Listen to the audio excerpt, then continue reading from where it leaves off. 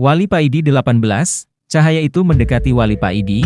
Wali Paidi adalah anak ketiga dari 3 bersaudara, dia anak terakhir, kakaknya yang pertama namanya Soleh, dan sekarang dia jadi kiai di daerah Kediri, punya pondok salaf kecil, yang hanya ramai ketika bulan Ramadhan.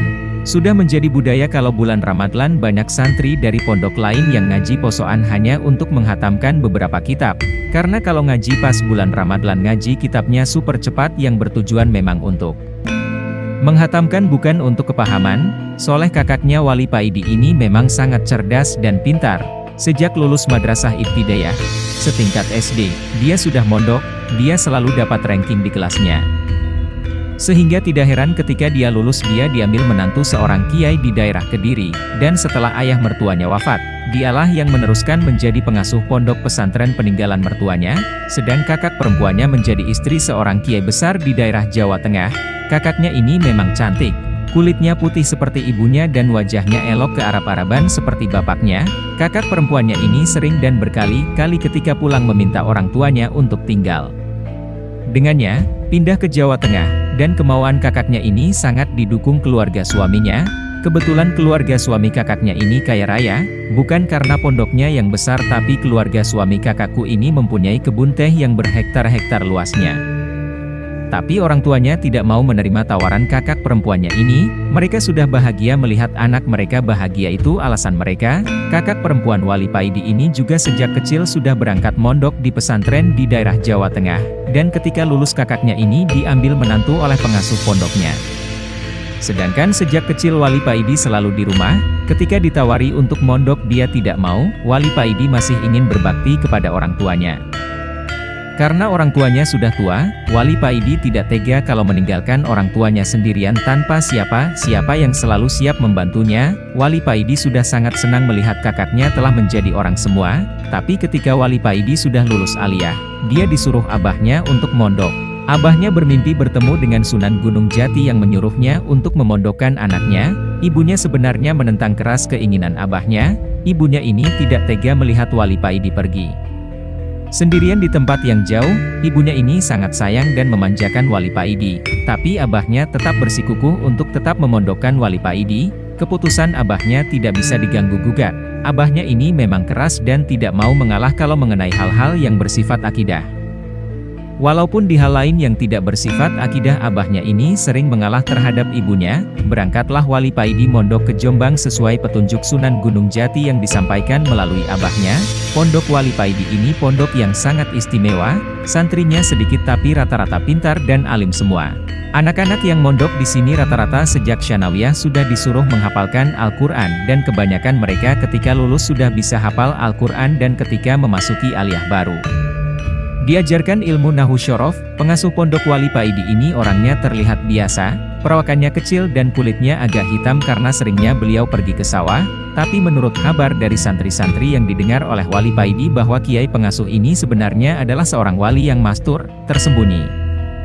Ketika Wali Paidi sowan dengan abahnya ke pengasuh pondoknya, abahnya bilang kepada Mbah Kiai, "Mbah Yai, saya titipkan anak saya kepada sampeyan. Saya pasrah dan ridho dengan apapun yang akan Mbah Kiai lakukan terhadap anak saya. Andai Mbah Kiai menyembelihnya pun, saya ikhlas.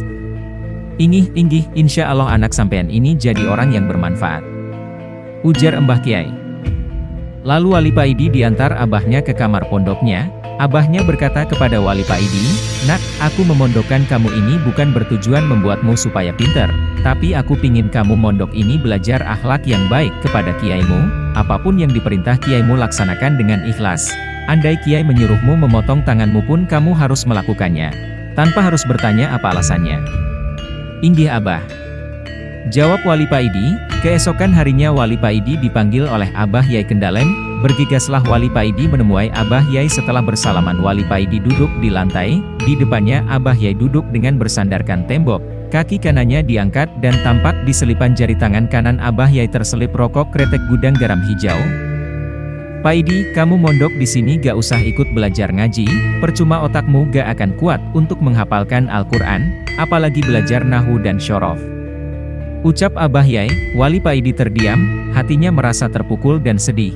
Tidak dinyana kiainya akan berkata seperti itu, walau pesan abahnya kepada dirinya kepintaran bukan tujuannya untuk dipondokkan, tapi ucapan kiainya ini begitu menghujam hatinya. Mengapa? Apa kamu gak terima? Kalau kamu gak terima dan gak mau mondok di sini ya pulang saja, kata kiainya dengan cuek. Setelah menghisap rokoknya, kiai berkata lagi, abahmu menitipkan kamu kepadaku ini supaya mendidikmu, menjadikanmu sebagai orang yang bermanfaat, dan aku lihat kamu ini gak cocok untuk belajar. Gak ada manfaatnya karena otakmu yang kendo itu. Aku melihat kamu ini lebih pas kalau menjadi kacung di sini, membantu bersih-bersih endalem, dan membantu memudahkan santri-santri lain untuk belajar di sini, membersihkan kamar mereka, menatakan sandal mereka, mengisi bak kamar mandi dan sebagainya. Wali Paidi terdiam, hatinya marah bercampur sedih. Dia sangat sedih dibilang otaknya kendo, tapi dia teringat pesan abahnya untuk manut atas apapun perintah kiainya.